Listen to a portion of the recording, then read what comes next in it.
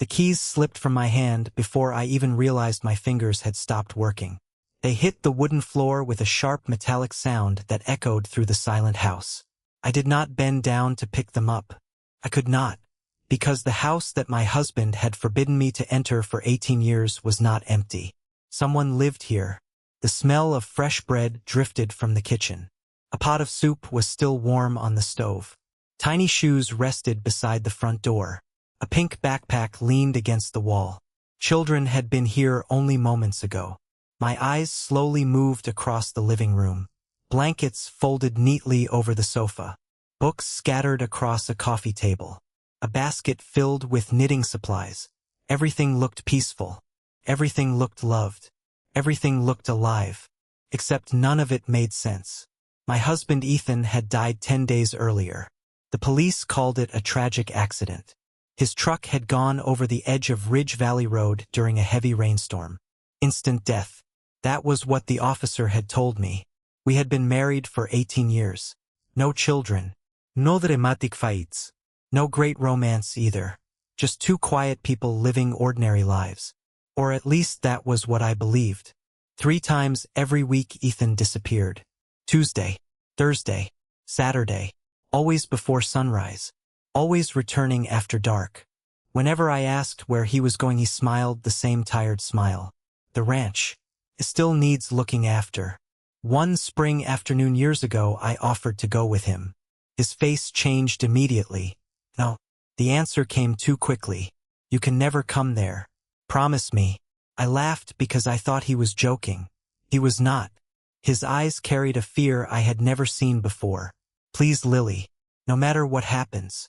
Never come to the ranch. I promised. I loved him. And I trusted him. That promise lasted 18 years. Until the funeral. After everyone left the cemetery, our attorney Richard Bennett asked me to stay behind. He handed me an envelope. Inside was the deed to the ranch. And one old brass key. Before I could speak, he quietly said, "Sell it if you want. Burn it if you must. But first you have to see what he spent his life protecting." Protecting. Not managing. That single word kept echoing inside my head for days. Now I finally understood why. Something was terribly wrong. I slowly picked up the keys and stepped farther inside. The wooden floor creaked beneath my shoes. Then I heard another sound. Footsteps. Upstairs. Someone froze. So did I. Neither of us moved. Hello, my voice sounded much weaker than I expected. Silence. Then another footstep. Followed by a whisper. More than one person. I pulled my phone from my pocket. My finger hovered above the emergency call button. This property belongs to me now. Please come downstairs. Nobody answered. Instead, I heard a door quietly close. Every instinct told me to run back to my car. Instead, I climbed the stairs. One step. Another. Every heartbeat seemed louder than the last. Halfway up the staircase, I saw movement. A young woman slowly appeared from the hallway. She looked no older than 19. Her blonde hair was messy. Dark circles surrounded frightened blue eyes. She was trembling. "Please, do not call the police." Her voice cracked. "Please. He promised we would be safe here." My heart skipped. Who promised? She swallowed. "Mr. Ethan." Before I could respond, another woman stepped into the hallway. She looked about 50. Strong. Protective. She immediately stood between me and the younger girl. "Who are you?" she demanded. I stared back. "I am Lily Carter. I am Ethan Carter's wife. He died 10 days ago. This ranch belongs to me now." The older woman suddenly turned pale. She looked as though someone had punched the air from her lungs. "Your husband," she whispered. "Mr. Ethan was married." The younger girl covered her mouth. "No," she whispered. "No, he never told us." For several seconds, nobody spoke. Finally, the older woman slowly lowered her guard. "My name is Margaret. We have lived here for almost 4 years. The young girl beside me is Emma. She arrived last winter. There are others too." "Others?" I repeated. "What do you mean, others?" Margaret hesitated. Then she quietly answered. 7 women, 3 children, and 1 elderly woman recovering from surgery. Every one of them believes this place saved their life. My knees nearly gave out. I grabbed the stair railing. You are telling me my husband hid strangers here for years? Margaret shook her head. No, he never hid strangers. He rescued people. Daher. Unable to breathe, unable to think, unable to understand anything anymore. Then a little boy suddenly ran into the hallway wearing dinosaur pajamas. He could not have been older than 5. He looked at me with complete innocence. Mississippi. Are you the lady Uncle Ethan said would come one day? Every muscle in my body froze. Uncle Ethan. Not Mr. Carter. Not landlord. Not owner. Uncle Ethan. Before I could answer, a loud engine roared outside. Margaret rushed toward the nearest window. The color drained from her face. Oh no, she whispered. He found us. I hurried beside her. A black pickup truck had stopped outside the front gate. A tall man climbed out. Even from this distance, I could feel something dangerous about him. Emma suddenly began shaking uncontrollably. Tears rolled down her face. He is here, she whispered. He said he would never stop looking for me. The man slowly smiled as he looked directly toward the house. Then he started walking to the front door. The man stopped halfway across the yard.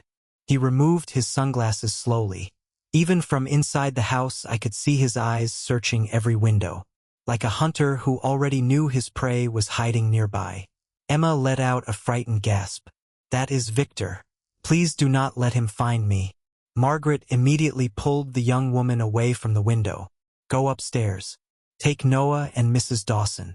Lock yourselves inside the attic room. Emma hesitated. What about you? Margaret forced a smile she clearly did not believe. We will be fine. Go. Within seconds, hurried footsteps echoed through the house. Children began crying upstairs. Cabinets opened and closed. Someone locked a heavy door. Everything happened with terrifying speed, almost as if they had rehearsed this before. I turned toward Margaret. Who is he? She looked directly into my eyes. A monster. Then she took a deep breath. Listen carefully, Lily. No matter what happens, do not tell him Emma is here. Before I could ask another question, the front door shook beneath 3 heavy knocks. Boom! Boom! Boom! The entire house seemed to vibrate. Another knock followed, even louder.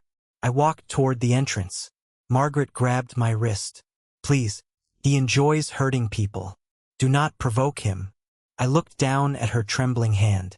For 18 years, I had believed my husband spent his weekends repairing fences and feeding horses.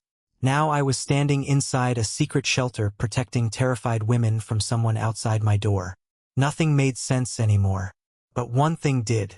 This ranch belonged to me now, and nobody was coming inside without my permission. I unlocked the door just enough to step onto the porch before pulling it firmly shut behind me. The man smiled. You must be Lily. His voice was calm. Too calm. I did not answer. He extended a hand. Victor Hale.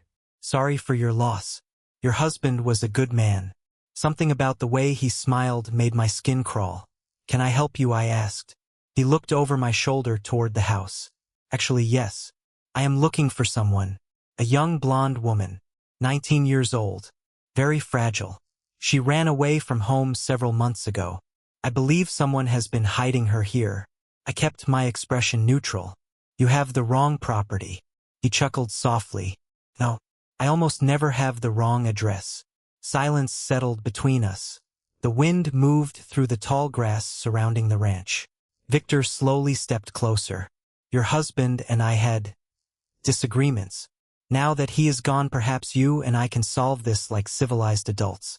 There is nobody here except me. I replied. He looked directly into my eyes. You are lying. He said it almost gently. My heart pounded, but I refused to move. This is private property. If you have no warrant, you need to leave. Victor smiled wider. You sound exactly like your husband. That sentence hit me harder than I expected. He reached into his jacket. Every muscle in my body tightened. Instead of a weapon, he pulled out an envelope. Inside was a check. $5 million. Buy yourself a better house. Forget this place ever existed. Sign the property over to me. Walk away. You will never hear from me again. $5 million. The amount nearly made me laugh. The ranch was not worth even a quarter of that. Why would anyone pay so much for abandoned farmland? I folded the check and handed it back. Not interested. His smile disappeared. Think carefully. No. His eyes hardened. People who refuse generous offers usually regret it. I crossed my arms.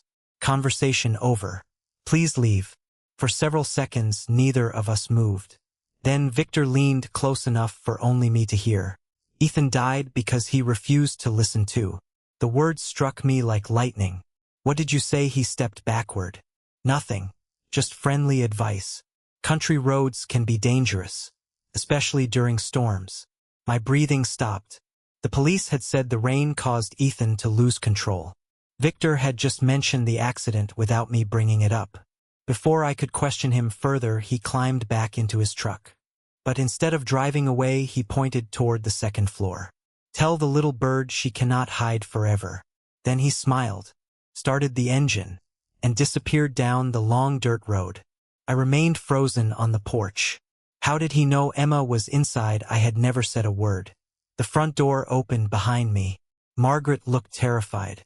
You heard him, she whispered. He knows. I slowly nodded. How nobody answered. Inside the house, every face looked pale. Noah clung tightly to Emma. An elderly woman sat silently praying. Another young mother held her sleeping daughter against her chest. 7 women. 3 children. Every one of them looked at me as if I alone could decide whether they lived or died. Margaret finally spoke. There is something Ethan wanted you to see if this day ever came. She led me down a narrow hallway I had somehow missed before. At the end stood a locked oak door. She handed me a small silver key. Only you can open it. I unlocked the door. The room smelled exactly like Ethan. Coffee, leather, old paper. It was his office. Everything inside was perfectly organized. His desk, his books, his reading glasses. Even his favorite fountain pen rested exactly where he had left it. It felt as though he had simply stepped outside and would return at any moment. Margaret walked toward the desk. She pressed beneath one drawer. A hidden compartment quietly slid open. Inside rested only 3 things. Thick black journal, a flash drive, and a sealed envelope. Across the front of the envelope Ethan had written only 6 words. For Lily, only after I am gone. With shaking hands I broke the seal. The first sentence stole every breath from my body. Lily, if you are reading this, it means they finally killed me. My hands started shaking so violently that the letter nearly slipped onto the floor. I read the first line again. If you are reading this, it means they finally killed me. No, could not be true. The police had spent less than 15 minutes explaining the accident. Wet road. Poor visibility. Vehicle lost control. Case closed. But Ethan had written these words weeks before he died. He had known. He had expected this. I forced myself to continue reading. Lily, the hardest part of loving you was lying to you. I wanted to tell you everything 1,000 times. But every time I imagined your face, I chose silence. Because once you knew the truth, they would watch you too. Tears blurred my vision. I wiped them away and kept reading. This ranch was never about land. It was never about farming. It became a refuge because 23 years ago I failed the person who mattered most. My younger sister Sophie begged me for help. I was too late. The man who abused her pushed her down a staircase and called it an accident. He spent only 4 years in prison. I buried my sister, but I never buried the guilt. That day I promised no frightened woman would ever be turned away again. I lowered the letter. My chest hurt. Ethan had never spoken about having a sister. Not once. Margaret quietly nodded. He only told us after we had lived here for a long time. He blamed himself every single day. I looked around the office. Every shelf. Every photograph. Every file. The man I thought I knew had lived an entirely different life. Not because he wanted another family. Not because he stopped loving me. Because he believed protecting strangers was the only way to make peace with his past. I looked back at the letter. There was more. If Victor Hale has returned, then everything has already begun. Do not trust appearances. Do not trust anyone who arrives too quickly offering help. Especially if they already know my name. Go to the bottom drawer. Take the journal. Everything you need starts there. I opened the thick black journal. The first pages contained names, dates, short notes. Emily found work in Oregon. Safe. Rachel reunited with her parents. Safe. Anna testified in court. Protected. Dozens. Then hundreds. Nearly every page recorded another life Ethan had helped rebuild. Some women stayed only weeks. Others remained for years. Many returned later with photographs of weddings, babies, graduations. One page contained nothing except a list of birthdays. He remembered every single one. A tear rolled down my cheek. How had I lived beside this man for 18 years without seeing any of this? Suddenly one entry caught my attention. 3 weeks before his death. Someone is watching the ranch. Black truck parked near the north fence again today. Emma saw a man with binoculars. I checked the cameras. Nothing recorded. The next entry, 2 days later, received anonymous photographs. Someone took pictures of Margaret in the garden. Emma hanging laundry. Noah playing outside. The message was clear. They know where we are. Another page. Tomorrow I will finally contact federal investigators. The local sheriff cannot be trusted anymore. If anything happens to me, Lily must never fight this alone. The remaining pages were blank. My breathing became shallow. Tomorrow. That was the day he died. Margaret slowly opened another drawer. There is something else. She handed me several photographs. Every one had been taken from far away. Emma reading on the porch. Margaret working in the greenhouse. Children playing behind the barn. Someone had been watching this ranch for months. Then I noticed something strange. Written on the back of one photograph was a date. The day before Ethan died. Another had coordinates. Another had times. Precise. Professional. Whoever followed Ethan had planned everything carefully. Emma suddenly spoke from the doorway. Victor hired people. He always hires people. I looked toward her. How do you know? She swallowed hard. Because he found me once before. He paid a private investigator. I escaped before they arrived. I thought I had disappeared forever. Silence filled the office. Every piece of the puzzle slowly came together. Victor had not stumbled onto the ranch. He had hunted it. For months. Maybe longer. Then another detail suddenly hit me. I turned back to Margaret. When Victor came today, he looked at the second floor before saying Emma could not hide forever. How did he know she was upstairs? Margaret stared at me. Nobody answered. Then Noah quietly pointed toward the ceiling. There is a little red light. Everyone looked up. Near the corner where 2 wooden beams met, a tiny red dot blinked once. My heart stopped. Aid in camera. Someone was watching us. Right now. Before anyone could react, the office lights suddenly went out. The entire ranch fell into darkness. 1 second later, a loud crash exploded from downstairs. Glass shattered across the living room. Then a deep male voice echoed through the house. Lily, you should have taken the $5 million. For 1 frozen second, nobody moved. The darkness swallowed the entire ranch. Only the blinking red light of the hidden camera remained visible above us. Then another crash echoed from downstairs. Wood splintered. A child screamed. Emma covered Noah with her body. Margaret grabbed the flashlight from the desk drawer and shoved it into my hands. Do not turn on every light. If they are outside, they will know exactly where we are. I switched on the flashlight. Its narrow beam cut through the darkness. Everyone looked terrified. The elderly Mrs. Dawson was praying under her breath. A young mother held her baby so tightly the little girl began crying. Another loud bang shook the front door. Victor's voice drifted through the broken window. You have 1 minute. After that, I come inside. My heart pounded so hard it hurt. I reached for my phone. No signal. Nothing. Margaret checked hers. Dead. Emma looked at all of us. Mine too. They jammed the signal. Is here. How do you know that? Victor did it before? He never gives people the chance to call for help. The room fell silent. This was not intimidation. This had been planned. I forced myself to stay calm. There has to be a landline. Margaret nodded. Kitchen. But the Cable comes through the outside wall. Another crash. Then silence. The silence frightened me even more.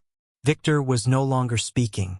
He was waiting, listening, watching. Suddenly the emergency lights flickered on. Dim red lights illuminated the hallway. Enough for us to see one another. Not enough to see outside. Margaret whispered, "That means the backup battery is working. Ethan installed it 2 years ago. He said one day we might need it." I looked at her. Did he build this place expecting an attack? She slowly nodded. More than once. Before I could ask another question, Noah tugged on my sleeve. "Miss Lily, there is someone behind the barn." I aimed the flashlight toward the window. At first I saw nothing. Then movement. 1, 2, 3 dark figures slowly circled the property. Victor had not come alone. Emma began crying quietly. They always surround the exits first. Exactly like before. I turned sharply. Before she lowered her head. There was another safe house. Before this ranch. Victor found it. He burned it down. Nobody spoke. The words settled over the room like ice. Margaret finally broke the silence. 5 women died that night. My stomach twisted. Ethan never told me. Because he blamed himself. Margaret whispered. He thought if he had arrived sooner, they would still be alive. Another loud thud echoed through the front entrance. This time the lock groaned. Victor called again. 30 seconds. His voice sounded calm, almost cheerful. I suddenly remembered the flash drive Ethan had hidden with the letter. I held it up. "What is on this?" Margaret's expression changed instantly. "He never showed me. He only said, if anything happened to him." That drive was worth more than the ranch itself. I slipped it into my pocket. Then I noticed something written inside the journal cover. 3 words. "Under the lighthouse." I frowned. "What lighthouse?" Margaret looked confused. "There is no lighthouse anywhere near here." Then Noah suddenly smiled. "I know." Everyone looked at him. He pointed toward a wooden shelf across the office. A small ceramic lighthouse sat between several old books. Ethan always smiled whenever I asked about it. He said it keeps the light alive. Walked to the shelf. The little lighthouse looked ordinary, until I picked it up. It was unusually heavy. I turned it over. Hidden beneath the base was a tiny metal key. Before I could examine it, the security alarm suddenly started screaming. Not because someone entered, because someone had opened the back barn. Margaret's face turned white. "No," she whispered. "Not there." I grabbed her arm. "What is inside the barn?" She looked directly at me. "Everything. Every file. Every identity. Every address of every woman Ethan ever rescued. If Victor gets inside, he will find all of them. Not just the people living here. Hundreds of women across the country." My blood ran cold. This was never about Emma alone. Victor wanted the records. The entire network. Another explosion echoed outside. This time flames appeared through the kitchen window. Someone had thrown a firebomb. Orange light spread across the yard. Smoke drifted toward the house. Children began coughing. Victor shouted through the darkness. "Last chance, Lily. Bring me the drive, or everyone burns with the ranch." I looked at the frightened faces surrounding me. Then at the small key hidden beneath the ceramic lighthouse. Something inside me suddenly clicked. Ethan had spent 18 years preparing for this exact night. He had hidden clues, escape plans, secrets within secrets. He never expected me to fight alone. He expected me to finish what he started. I closed my hand around the tiny key. Then I looked at Margaret. "Tell me the truth. Where is Ethan's real evidence hidden?" Margaret hesitated only a second. Then she whispered for words that changed everything. "Not inside this house. Not inside this house." Margaret's words echoed in my mind while another bottle exploded against the side of the barn. Glass shattered. Flames spread across the dry grass. Smoke rolled through the night. Victor was no longer trying to scare us. He was forcing us to make a choice. I grabbed Margaret by the shoulders. "Where is it?" She looked toward the back window. "There is an old horse stable about 300 yards beyond the orchard. Everyone thinks it was abandoned years ago. It was not. Ethan rebuilt part of it underground. Only, He knew how to get inside. I opened my hand and showed her the tiny key from the ceramic lighthouse. Her eyes widened. He actually left it for you. So this opens the bunker, she nodded. I think so. He never let anyone follow him there. Not even me. Another loud crash interrupted us. The front door finally gave way. Heavy footsteps entered the house. Victor had people inside. Everyone move. I whispered. No panique. Stay together. Margaret quickly gathered the women. Emma carried Noah. Another mother picked up her sleeping daughter. Mrs. Dawson leaned on my arm.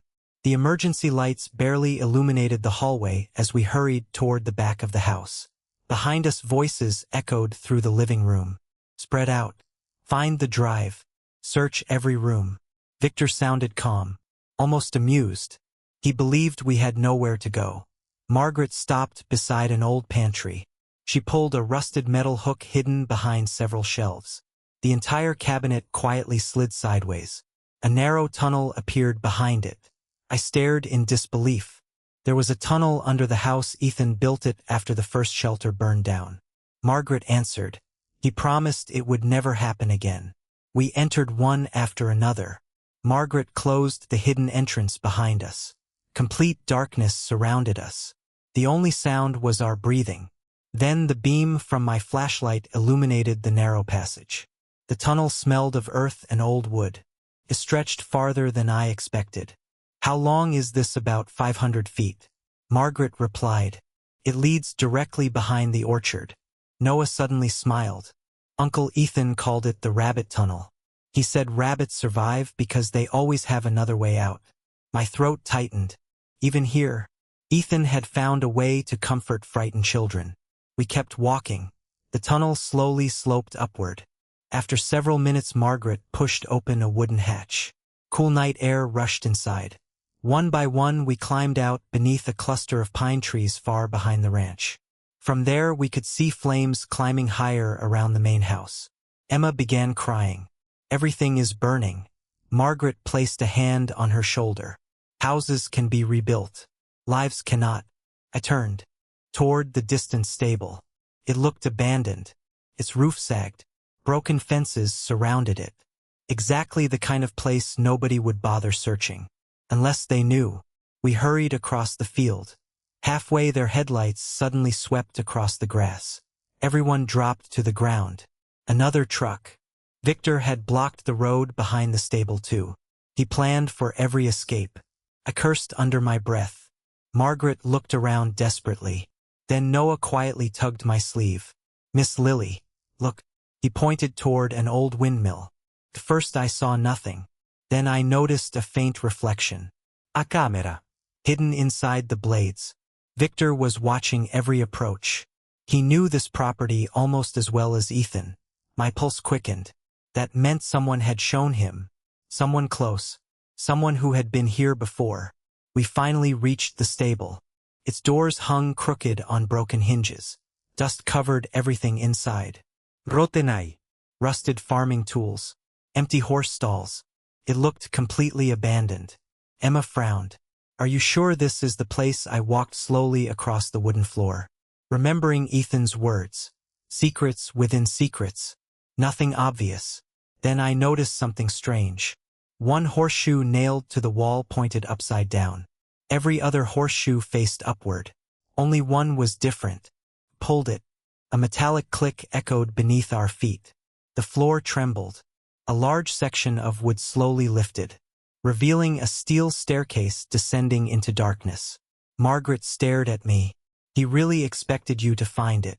I switched on the flashlight again. The underground room was larger than I imagined. Concrete walls. Shelves packed with labeled boxes.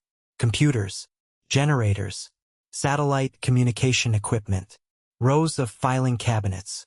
It looked less like a bunker, more like a command center. Then I saw a single monitor still glowing, powered by backup batteries. A recorded video automatically started playing. Ethan appeared on the screen. He looked tired, older than I remembered, as if he had not slept for weeks. He looked directly into the camera. Hello, Lily. If you are watching this, then Victor is already inside the ranch. And there is something I never had the courage to tell you. Victor is not the man you should fear the most. The real enemy wears a police badge. The room fell completely silent. Nobody moved. Nobody even breathed.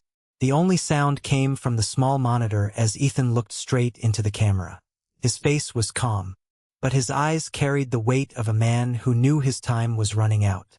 If you were seeing this, Lily, then I was right. Victor was never working alone. He could never have found this ranch without help. Someone inside law enforcement has protected him for years.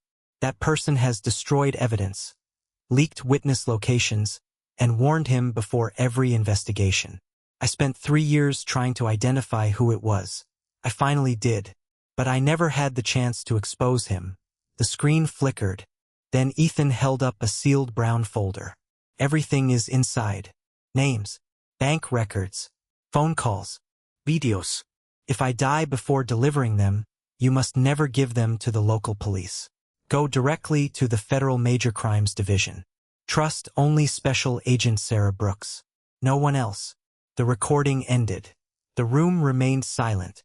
Emma looked at me with frightened eyes. So, the police cannot help us? Margaret slowly shook her head. Not here. Not anymore. I walked toward one of the filing cabinets. Inside were dozens of carefully labeled folders. Each contained documents, court records, medical reports, restraining orders, letters from women Ethan had rescued. Every file was perfectly organized. He had spent years building this place. Then I noticed another cabinet with a digital lock. Unlike the others, this one required the small key from the ceramic lighthouse. I inserted the key. A soft click echoed through the bunker. The steel door slowly opened.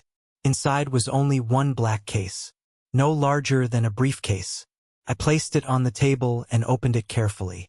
My breath caught. There were hard drives, memory cards, cash, several passports under different names, and one thick envelope marked with red letters. Emergency protocol. I opened it. Inside was another handwritten note. Lily, if this case is open, Victor has already crossed the line. Do not think of these people as victims anymore. Think of them as family. Protect them first. Justice comes second. My eyes filled with tears. Even in his final message, Ethan was thinking about everyone else. Suddenly the bunker lights flickered. The generator continued running.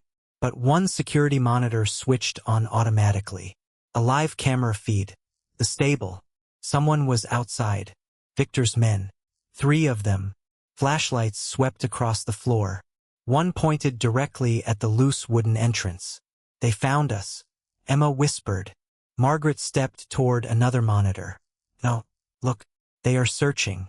They have not opened it yet. A loud metallic clang echoed above.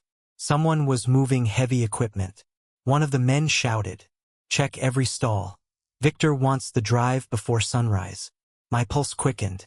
How much time do we have? Not much, Margaret answered. Maybe 5 minutes. Then Noah quietly walked toward the far wall. He tilted his head. Uncle Ethan said this room has another door. Everyone looked at him. Are you sure? The little boy nodded confidently. He told me it was his magic trick. Nobody can catch a rabbit with only one tunnel.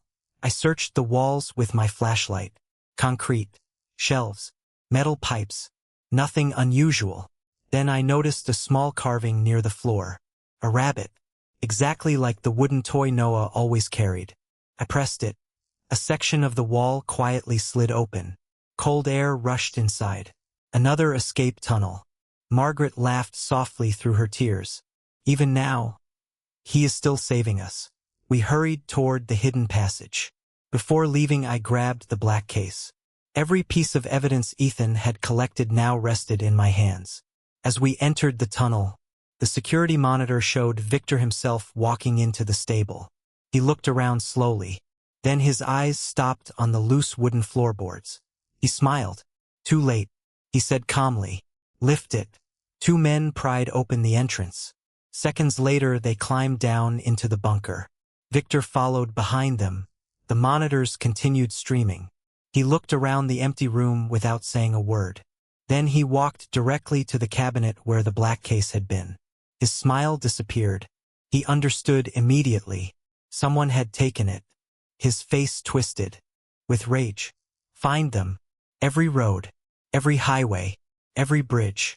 Seal everything. I want that case before sunrise. Alive or dead. Then something unexpected happened. Victor picked up one photograph that had fallen beside the desk. It showed Ethan standing beside a smiling woman.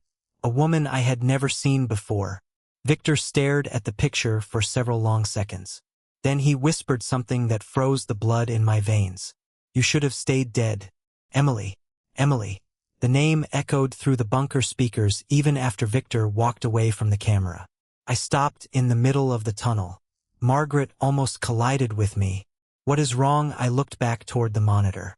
Who is Emily? Margaret frowned. I have never heard that name before. Neither had I. Yet Victor had spoken it with hatred, as if she had destroyed everything he had built. We kept moving through the narrow tunnel until we reached another steel hatch. This one opened into the woods nearly half a mile beyond the ranch.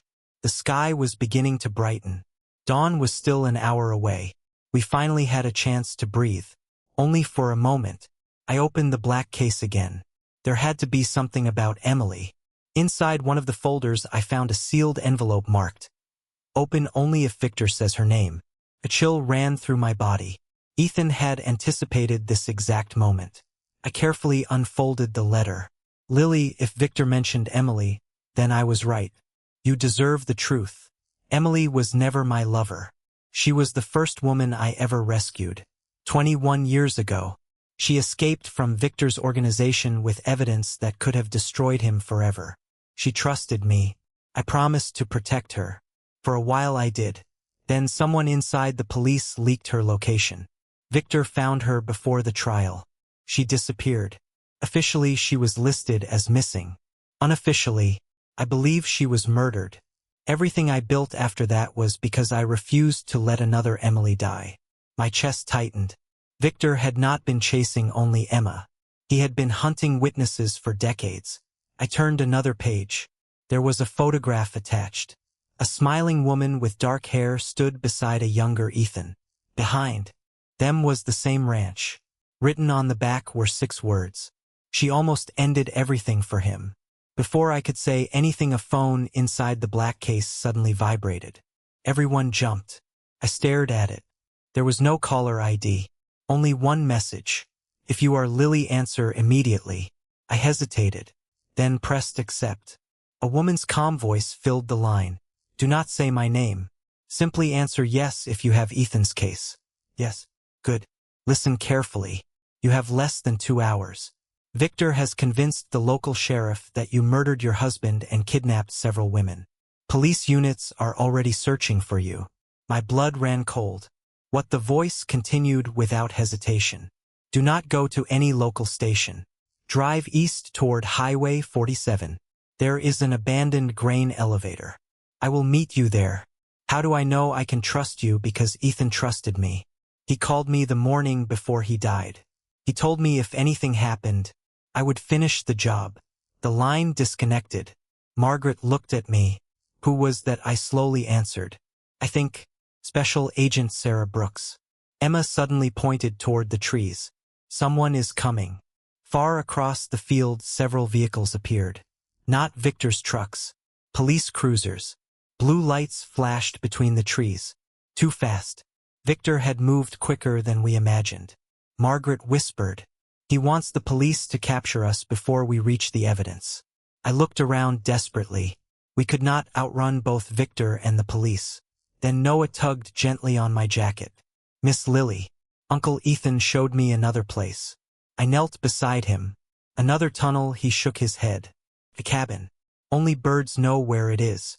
Margaret's eyes widened. The fire lookout cabin. I had forgotten. Ethan restored it years ago. Nobody uses it anymore. Except him. Can we reach it? She nodded. If we cut through the forest. 40 minutes. I made my decision immediately. We are not going to the highway. Not yet. First we reach the cabin. Everyone agreed. We disappeared deeper into the forest just as police vehicles reached the ranch behind us. The sun slowly rose through the trees. For nearly an hour we climbed narrow trails that barely existed anymore. Branches scratched our arms. Children grew exhausted. Mrs. Dawson could barely walk. Finally the trees opened onto a small hill. An old wooden lookout cabin stood at the top. Weathered, silent, forgotten, exactly the way Ethan intended. Inside everything looked untouched. A wood stove, several bunk beds, shelves filled with canned food, fresh water, solar batteries, maps. He had prepared for another emergency. Then I noticed something mounted beside the fireplace. A satellite radio. This green light was still on. I pressed the power button. Static filled the room. Then a voice came through. "This is Federal Agent Sarah Brooks. If anyone can hear this, Victor intercepted my vehicle. There is a mole inside my own task force. Do not come to the meeting point. It is a trap." My heart stopped. Then another voice suddenly broke into the transmission. A voice I recognized instantly. Smooth, calm, smiling. "Good morning, Lily. You really do keep following Ethan's clues. I have to admit, he trained you much better than I expected."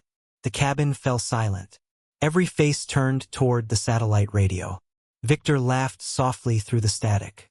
"I always admired Ethan. He was careful, patient, smarter than most men I have met. But even smart men make one fatal mistake. They believe they can protect everyone."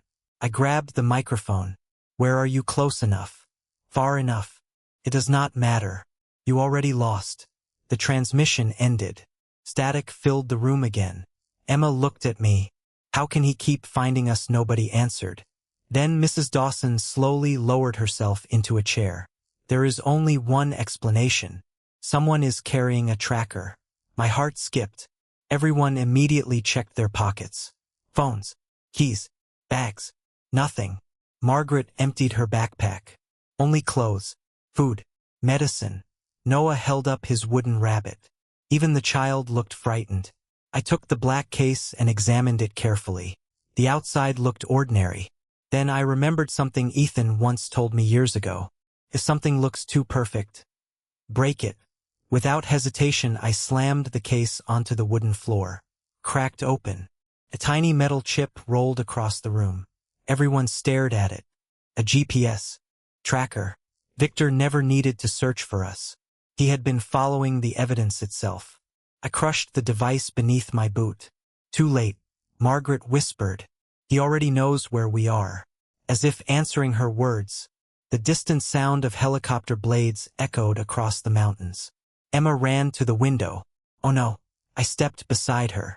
A black helicopter circled above the forest. Not police. No official markings. Victor had resources far beyond anything I imagined. Then several SUVs appeared on the dirt road below the hill. 6, maybe 7. Men climbed out carrying rifles. My pulse quickened. They found us. Margaret looked around the cabin.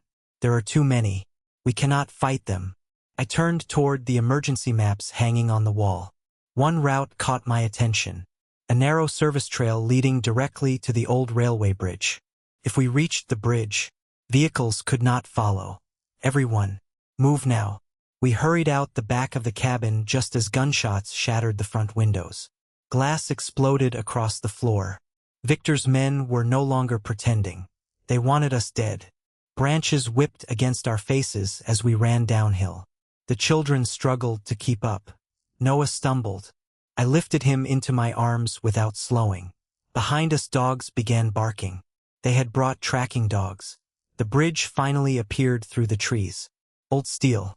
Rust covered every beam. A river rushed far below. Halfway across, a black SUV blocked the opposite end. Victor stepped out, perfectly dressed, perfectly calm. He smiled as though greeting old friends. "You made excellent time." I slowly lowered Noah. Victor looked around at the frightened women. "This has gone far enough. Give me Ethan's files." Everyone walks away. Emma stepped behind me. "You are lying." Victor smiled. "Of course I am." Then his expression hardened. "Kill the witnesses, Before his men could raise their weapons, a deafening explosion echoed from the forest behind us. Another, then another. Federal helicopters roared over the valley.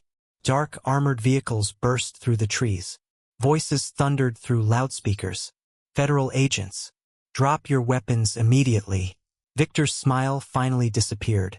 Special Agent Sarah Brooks stepped from the lead vehicle wearing tactical gear. Federal agents surrounded both ends of the bridge. Nobody move, Sarah shouted. Victor glanced toward the forest, then toward the river below. He realized he had been trapped. He slowly raised his hands, then suddenly grabbed one of his own men, using him as a shield. Gunfire erupted. Everyone hit the ground. Bullets sparked against the steel bridge. Federal agents returned fire. Victor dragged his hostage backward toward the SUV. He was trying to escape.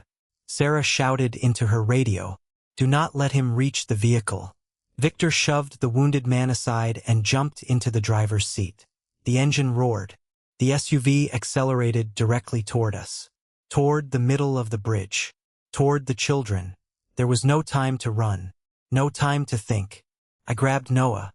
Margaret pulled Emma. Sarah raised her rifle. One shot echoed across the valley. The windshield shattered. The SUV swerved violently. It smashed through the bridge railing. For one impossible second it hung over the river. Then gravity won. The vehicle plunged into the water below. Silence followed. Only the river continued roaring beneath us. Federal agents rushed forward. Divers were already moving downstream. Sarah approached me slowly. "Are you Lily Carter?" I nodded. She looked at the black folder still clutched against my chest. "You protected it, just like Ethan believed you would." I handed her the evidence. "This ends today." Sarah accepted the case. She looked me directly in the eyes. "No," she said quietly. "Today, it finally begins." 3 months later, the courtroom was filled long before the judge entered. Reporters lined every wall. Federal agents stood beside every exit. For years, Victor Hale had been untouchable. A respected businessman, a generous donor, a man who smiled for cameras while destroying lives behind closed doors. Now every secret was finally coming into the light. Special Agent Sarah Brooks sat beside me. The black evidence case rested on the prosecution table. Everything Ethan had spent nearly 2 decades collecting was finally being used. Financial records, hidden recordings, encrypted emails, video footage, bank transfers, witness statements. Every piece fit together like a puzzle. More than 70 people were arrested in 6 different states. Several police officers were charged with corruption. 3 judges resigned before formal investigations began. A state senator was forced to step down after investigators discovered years of illegal payments connected to Victor's organization. The network Ethan had fought alone for nearly 20 years collapsed within a single week. Yet one question still remained. Victor Hale had survived the bridge. The SUV had plunged into the river, but rescue divers found him trapped inside with multiple broken bones. He would spend the rest of his life behind bars. When he entered the courtroom, he looked nothing like the confident man who had stood outside my ranch. His expensive suits were gone. His smile had disappeared. For the first time, fear lived in his eyes. As witnesses began speaking, the room became silent.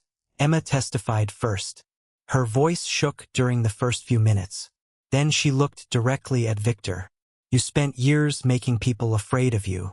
Today, you are the one who is afraid." Victor lowered his head. He never looked at her again. Margaret testified next. She described every woman Ethan had rescued, every child who found safety, every family rebuilt because one man refused to walk away. Many people in the courtroom cried openly. Then Sarah called the final witness. Me. I slowly walked to the stand. The clerk handed me the Bible. After taking the oath, the prosecutor asked only one question. "Mrs. Carter, who was your husband?" I looked across the courtroom, toward Victor, toward the jury, toward dozens of women whose lives Ethan had quietly changed. Then I smiled through my tears. For 18 years, I believed my husband spent his weekends repairing fences and feeding horses. I thought I knew the man I married. I was wrong. He was never just a rancher. He was never just my husband. He was the safest place many people had ever known. The courtroom remained completely silent. I continued. People call heroes the ones who make headlines. But the greatest heroes are often invisible. They never ask for recognition. They simply help the next person, and then quietly go home. That was Ethan. Nothing more. Nothing less. When I stepped down, Sarah quietly squeezed my shoulder.